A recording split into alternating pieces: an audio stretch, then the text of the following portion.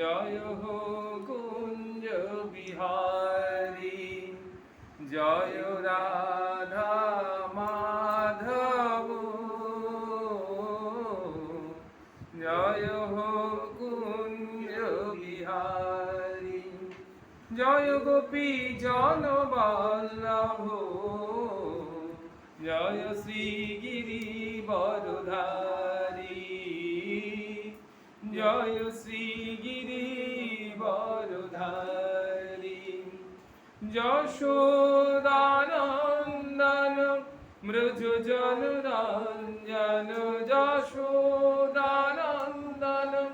মৃজ জন রঞ্জন, যমুনা তীর বনচারী, জয় হো কুঞ্জ বিহারী, জয় রাধা মাধব,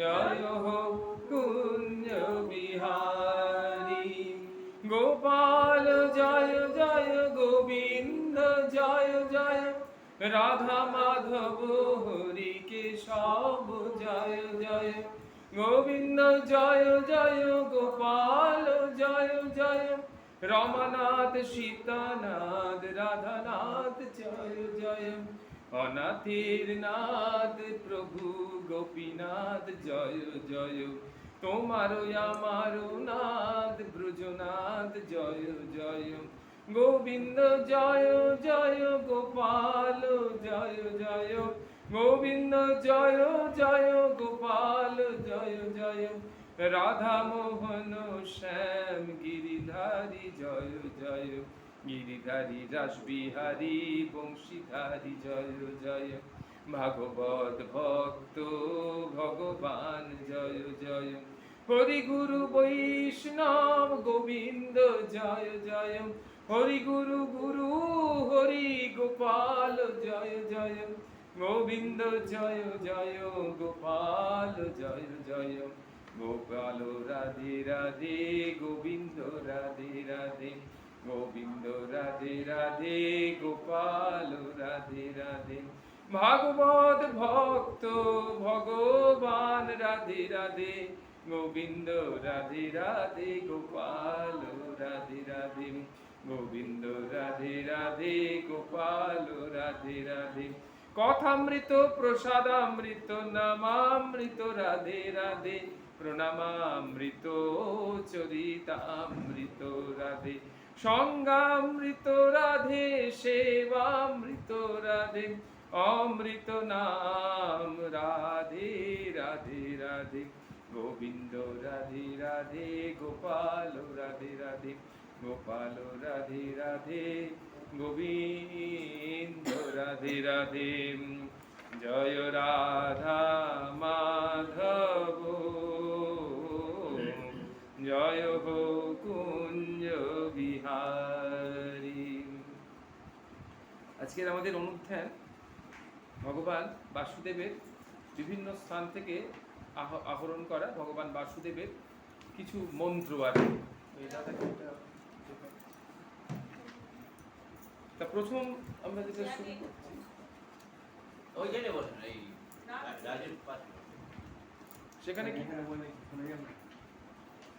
সেখানে বলছে নমঃস্তু গুরবে তস্মাৎ ইষ্টদেব স্বরূপিণে, যস্য বাক্য অমৃতম হন্তি বিষম সংসার সঙ্গীতম। এটা গুরুদেবের মন্ত্র, গুরুদেবের খুব রেয়ার একটা প্রণাম মন্ত্র, এটা বোধহয় কোনোদিন শোনা হয়নি। বলছে নমঃস্তু গুরবে, আমরা গুরুকে প্রণাম জানাচ্ছি। সেই গুরুকে কেন প্রণাম জানাচ্ছি এবং গুরুকে কি মনে করছি? বলছে তস্মাৎ, সেই গুরুদেবকে, যিনি ইষ্টদেব স্বরূপিণী, যিনি আমাকে শুধুমাত্র ইষ্ট মন্ত্র দিয়েছেন তা নয়, ইষ্টদেবের স্বরূপ। আর ইষ্টদেবের স্বরূপ বলেই ধ্যান করবার সময় গুরু পরম তত্ত্বে বলা হয়েছে যে আগে গুরুদেবকে ধ্যান করবে, একদম চোখের মধ্যে গুরুদেবের সেই মানস প্রতিমাটি ভেসে উঠবে, হৃদয়ের মধ্যে গুরুদেবকে পুরোপুরি সম্পূর্ণরূপে ধ্যান করার পর আস্তে আস্তে আস্তে আস্তে গুরু বিলয় হয়ে যাবে, সেখানে ইষ্ট বসবে। কারণ ইষ্ট ধ্যান আগে হয়, সেজন্য গুরুকে আনতে পারছে না, তাহলে ইষ্টকে আগে এনে আস্তে আস্তে ইষ্ট বিলয় হয়ে গুরু, তাহলে এরকম গুরু কখনো ইষ্টে লয় হয়, কখনো ইষ্ট গুরুতে লয় হয়। তাহলে আসলে আমরা দেখে গেলাম কি যে গুরুদেবই হলেন ইষ্টদেবের স্বরূপ, কারণ আমরা ইষ্টকে দেখতে পাচ্ছি না, এবং শাস্ত্রে বলা হলো কি যে আমরা ইষ্টকে দেখতে পাই না, ভগবান হরিকে সাক্ষাৎ স্বয়ং সবসময় দেখতে পাই না বলেই হরি নরত্রাণতরে গুরু রূপ ধারণ করে আমাদের কাছে সুলভ হন। তাহলে গুরুদেবকে আমরা পাচ্ছি, গুরুদেবকে যখন তখন যাচ্ছি, দেখা করছি, তার প্রণাম করছি, তার সাথে কথা বলছি, সমস্যা হলে তাকে জানাচ্ছি, এখান থেকে স্মরণ করছি, তাই না? এখন এই আধুনিক যুগে আবার ফোন টোনের ব্যবস্থা আছে, যে ফোন করে তার সাথে কথা বলতে পারছি, কিন্তু আমরা হরির সাথে কি সেরকম যোগাযোগ করতে পারছি কোনোভাবে? তো সেই জন্যে হরি আমাদের কাছে সুলভ হলেন গুরু রূপ ধরি। তাহলে নরত্রাণতরে হরি সুলভ হন গুরু রূপ ধরি, নরত্রাণতরে গুরু রূপ ধারণ করে এলেন। তাহলে কি বলবো? সেই গুরুদেব যাকে আমরা নমস্কার জানাচ্ছি, নমঃস্তু গুরবে তস্মাৎ, সেই জন্যে তস্মাৎ শব্দের অর্থ সেই কারণে, সেই জন্যে আমরা গুরুদেবকে নমস্কার করছি। কেন না তিনি হলেন ইষ্টদেব স্বরূপিণে, ইষ্টদেবের স্বরূপ। একেবারে যে ইষ্ট মন্ত্রটি তিনি প্রদান করেছেন, কেউ যদি রাম মন্ত্র প্রদান করেন, তাই না, তাহলে সেই রামের স্বরূপই হলেন আমার গুরুদেব। আমরা রামকে দেখতে পাচ্ছি না, সেই জন্য আমার গুরুদেবই হলেন আমার রামের স্বরূপ, কৃষ্ণের স্বরূপ, গোবিন্দের স্বরূপ, এইরকম আর কি। এইবার দ্বিতীয় বলছে যে এটা তো গেল তার স্বরূপ, তার রূপটা, এইবার তার বাক্যের কথা গেল। কিরকম বলছে? যস্য বাক্য, যার বাক্য, মুখ থেকে যা বেরোচ্ছে, অমৃতম, সেটা হলো কিরকম? অমৃতম। তাহলে তার বাক্য শুধু বাক্য নয়, বাক্যামৃতম। আমরা যেমন কথামৃতম বলি, সেরকম গুরুদেবের কথাটা হলো গিয়ে বাক্যামৃতম, বাক্য অমৃত। তাহলে অমৃত রূপ বাক্য, সেটা হন্তি, হন্তি মানে কি? হরণ করে বা হত্যা করে। কাকে হত্যা করে? বিষম সংসার সঙ্গীতম, এই সংসার যেটাকে আমরা সংসার রূপে পাচ্ছি, সেটা বিষম সংসার, সংসার রূপে যেটা আমাদের সামনে প্রতিভাত হচ্ছে, সেই সংসারটাকে হরণ করে নেয় বা হত্যা করে দেয়। তার মানে মায়ার পাশটাকে তিনি ছিন্ন করে দেন। মানে এটা গুরুদেবের একটা খুব সাংঘাতিক একটা প্রণাম মন্ত্র। এবং আমি এক বৈষ্ণব সাধকের মুখে শুনেছিলাম যে তিনি এই প্রণাম মন্ত্রটা বলছেন। এখানে অধিকাংশ মন্ত্রই বিভিন্ন জায়গা থেকে প্রথমে শোনা, জানো তো, প্রথমে শোনা, তারপরে আমি শাস্ত্র ঘেঁটে এই মন্ত্রগুলো খুঁজে পেলাম অনেক পরে।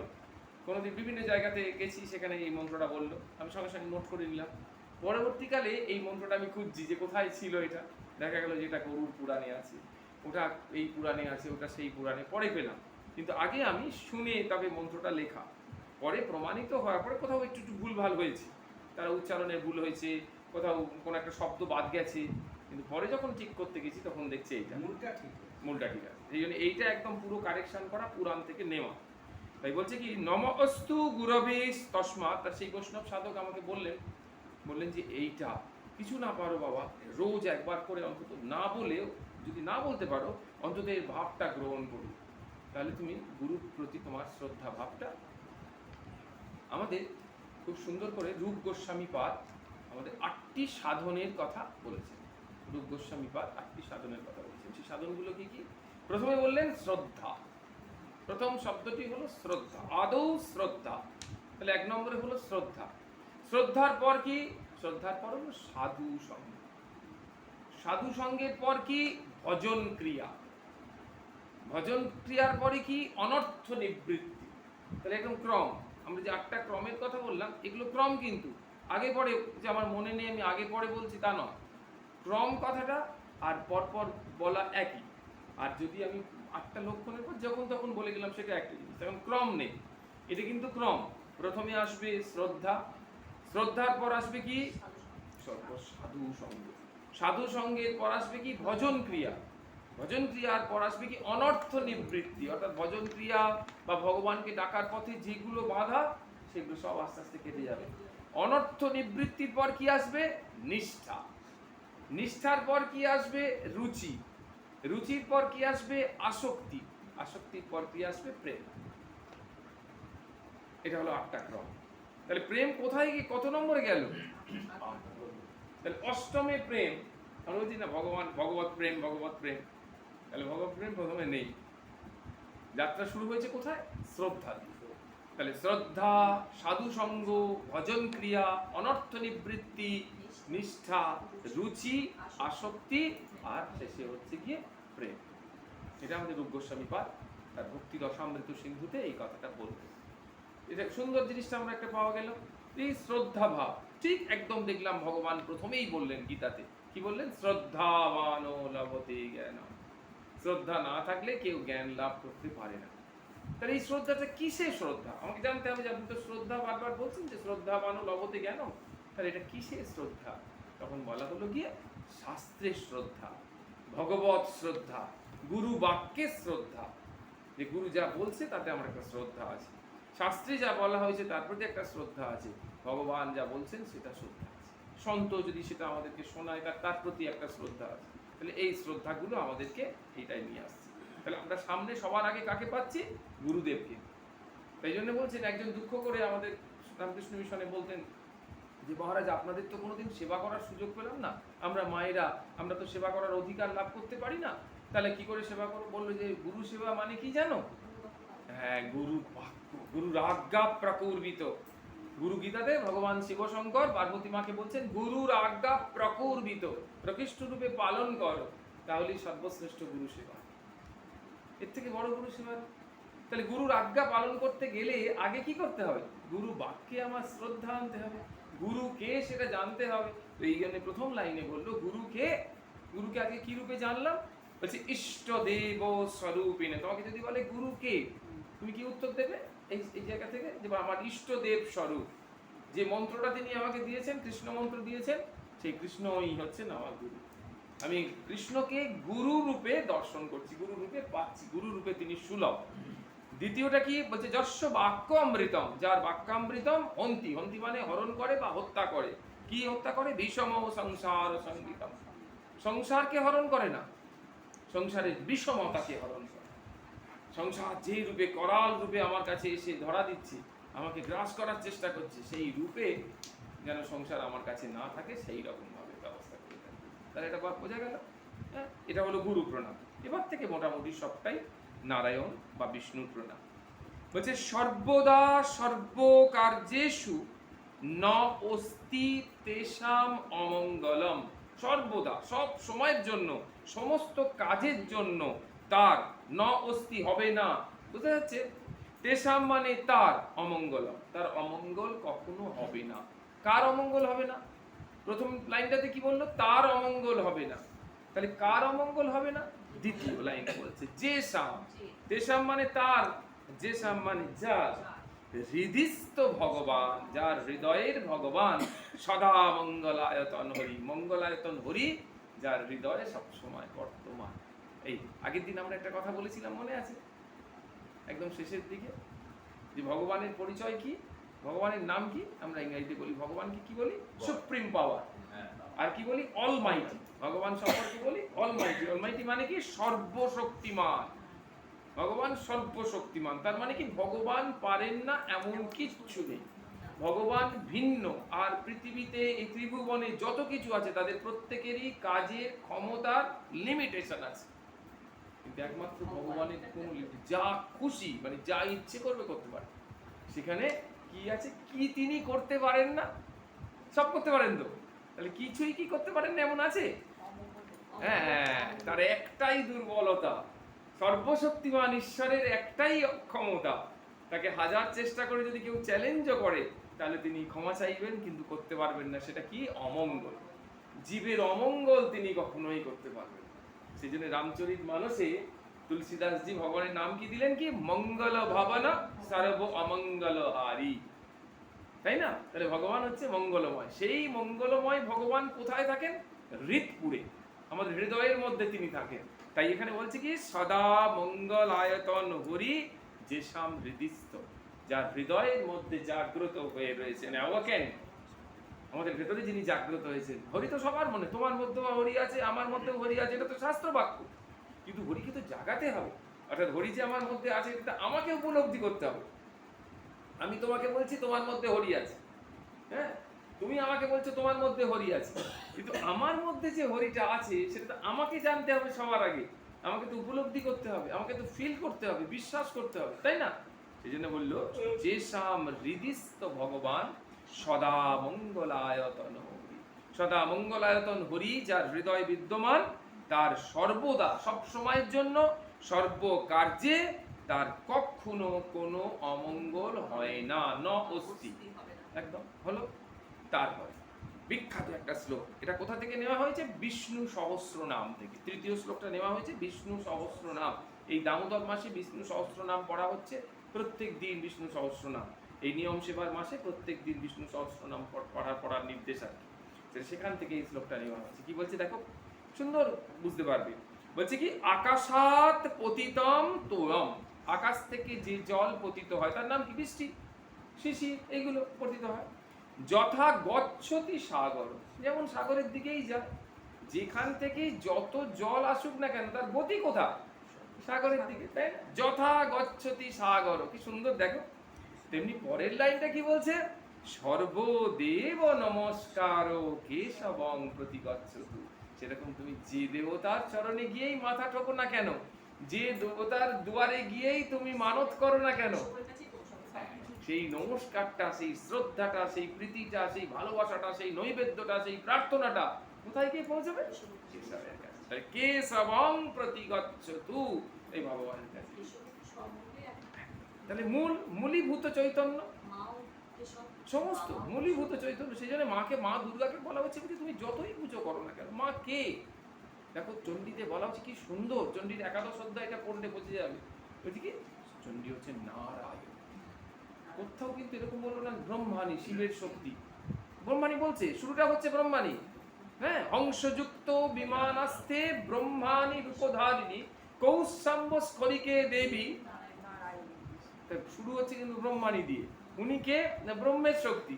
উনি কে? না কার্তিকের শক্তি। উনি কে? না বরাহের শক্তি। উনি কে? না নারসিংহের শক্তি। কিন্তু শেষে কি বলছে? নারায়ণী নমস্তে। তাহলে মূল শক্তিটা কে? মূলীভূত শক্তি কে? না, মূলীভূত ব্রহ্ম হলো ঈশ্বর নারায়ণ, আর মূলীভূত শক্তি হলো নারায়ণী। তিন, এরকম। তাহলে বৈষ্ণবী। তাহলে সেই জন্য এখানে বললো সর্বদেব নমস্কার কেশবং প্রতি গচ্ছতু, কেশবের দিকে যায়। কিন্তু উদাহরণটা দিয়ে বুঝতে পারছো, প্রথম লাইন দ্বিতীয় লাইনটা বললেই তো হয়ে যেত, কিন্তু কেমন উদাহরণ দিল? বলছে আকাশাত পতিতম তোয়ম, যতই বাধা দাও না কেন, আকাশ থেকে যে জল পড়বে, সেই জল যে কোনো ভাবে তুমি হাজার বাধা দিলেও ও সাগরে গিয়েই পড়বে। সেরকম তুমি যখন নেই মাথা ঠোকো না কেন, যার কাছেই মানত করো না কেন, ব্রত করো না কেন, সেই নমস্কারটা, সেই শ্রদ্ধাটা, সেই প্রীতিটা, ভালোবাসাটা, প্রার্থনাটা কোথায় গিয়ে পড়বে? কেশবের চরণে, ভগবান শ্রী গোবিন্দের চরণে গিয়ে। বোঝা যাচ্ছে? তারপরে নমো কমল নেত্রায়, ভগবানের নেত্র কেমন? কমল মানে পদ্ম ফুল, তাহলে পদ্ম ফুলের মতো ভগবানের নেত্র। হরয়ে, তিনি হরি, তাহলে হে হরি মানে হরয়ে। হরিকে আমরা জানাই যখন প্রার্থনা, হে হরি, হে গোবিন্দ, তাই বলছে হরয়ে মানে হরিকে প্রার্থনা করা হচ্ছে। পরমাত্মনে, তুমি তো পরমাত্মার স্বরূপ। তাহলে হরি কি? হরির কটা নাম প্রথম পেলাম? কমল নেত্রায়, এটা একটা হরির নাম বা হরির পরিচয় বা হরির স্বরূপ, এক নম্বর। হরয়ে মানে হরি। পরমাত্মনে, তিনি পরমাত্মা। অশেষ ক্লেশ নাশায়, তিনি সমস্ত ক্লেশ নাশ করেন। অশেষ মানে সমস্ত ক্লেশ, আমাদের যত ক্লেশ আছে। আমাদের ক্লেশ সাধারণত কি? কতগুলো ক্লেশ আছে আমাদের? ক্লেশ দেখেছো? ক্লেশ হচ্ছে একদম পাঁচটা, পঞ্চ ক্লেশ। এটা হচ্ছে পতঞ্জলি যোগভাষ্যে বলা হচ্ছে ক্লেশ কয় প্রকার? পাঁচটা। ঠিক আছে? দুঃখ কয় প্রকার? তিনটে। দুঃখটা কি কি? আদি দৈবিক, আদি ভৌতিক, আধ্যাত্মিক। দুঃখ হচ্ছে তিন প্রকার। আর ক্লেশ কয় প্রকার? পঞ্চক্লেশ। অবিদ্যা, অস্মিতা, রাগ, দেশ, অভিনিবেশ, এগুলো পাঁচটা ক্লেশ, পঞ্চক্লেশা। এটা তোমাদের পতঞ্জলি যোগভাষ্যে এই কথা বলা হচ্ছে। ক্লেশ কথা পাঁচটা। অবিদ্যা, অবিদ্যা মানে মায়া, মায়ার আচ্ছন্ন। ক্লেশ মানে আমরা যে কষ্ট পাই, যত কষ্ট পাই আমরা, কষ্ট দুঃখ সব একসাথে মিশিয়ে ফেলি। আমরা দুঃখ পেলাম, বলছি খুব কষ্টে আছি, কিন্তু ওটা কষ্ট না, আমি দুঃখে আছি। দুঃখ আর কষ্টকে মিশিয়ে ফেলেছি। দুঃখ একরকম, কষ্ট একরকম। সারাদিন কাজ করার মধ্যে যেটা হচ্ছে সেটা হচ্ছে ক্লান্তি আসছে। তাহলে প্রত্যেকটা শব্দ তুমি দেখতে পাচ্ছ সব আলাদা, কিন্তু আমরা যখন এক্সপ্রেস করছি, কাউকে বোঝাতে চাইছি, তখন শব্দগুলোকে গুলিয়ে ফেলে প্রয়োগ করছি, এবং যাকে বোঝাতে যাচ্ছি সেও মোটামুটি বুঝে যাচ্ছে তোমার ব্যাপারটা, এই জন্য ব্যাপারটা ক্লিয়ার হয়ে যাচ্ছে। কিন্তু যখন শাস্ত্র আসছে তখন সেটা মানছে না, শাস্ত্র বলছে না, ওটা কথা হচ্ছে না। তুমি ঠিক করে বলো, তুমি কিসের দ্বারা পীড়িত? দুঃখের দ্বারা পীড়িত না ক্লেশের দ্বারা পীড়িত? এই ক্লেশ কি? পাঁচটা। অবিদ্যা, অস্মিতা। অবিদ্যা মানে মায়া, মায়াচ্ছন্ন চৈতন্য, মায়ার দিকে প্রলোভিত হয়ে রয়েছি। হ্যাঁ, মায়া আমাকে আচ্ছাদন করে রেখেছে, যেটা যা যা নয় আমাকে সেইটাই দেখাচ্ছে। ঠিক। অস্মিতা মানে অহংকার, রাগ মানে অনুরাগ মানে আসক্তি, হ্যাঁ, আর দেশ মানে হিংসা, অভিনিবেশ মানে মৃত্যু ভয়। অভিনিবেশ শব্দ হচ্ছে সবসময় একটা মৃত্যু ভয় কাজ করছে। হ্যাঁ, দেশ মানে হিংসা, বিদ্বেষ যেরকম দেশ মানে হিংসা, আর অভিনিবেশ মানে মৃত্যু ভয়, সবসময় একটা মৃত্যু ভয় কাজ করছে। এই মৃত্যু ভয় কবে মৃত্যু ভয়? তাহলে এই পাঁচটা ক্লেশ, কে এই পাঁচটা ক্লেশ হরণ করেন? বলছে অশেষ ক্লেশ নাশায় ভগবান শ্রী হরি। অবিদ্যা হরণ করে নেন, মানে তার মায়া। ভগবান কি বলছেন? দৈবী হেষা গুণময়ী মম মায়া দূরত্বয়া মামে বজে প্রপদ্যন্তে মায়া মেতান্তরন্তি। গীতাতে বললে আমার মায়া অতিক্রম করার সাধ্য কারণে একদম কনফার্ম ট্রুথ, কারণে কেউ পারবে না। কিন্তু যদি কেউ আমার শরণাগত হয়, এক মন প্রাণ চিত্ত বুদ্ধি দিয়ে আমাকে সমর্পণ করে থাকে, তাহলে কি হবে?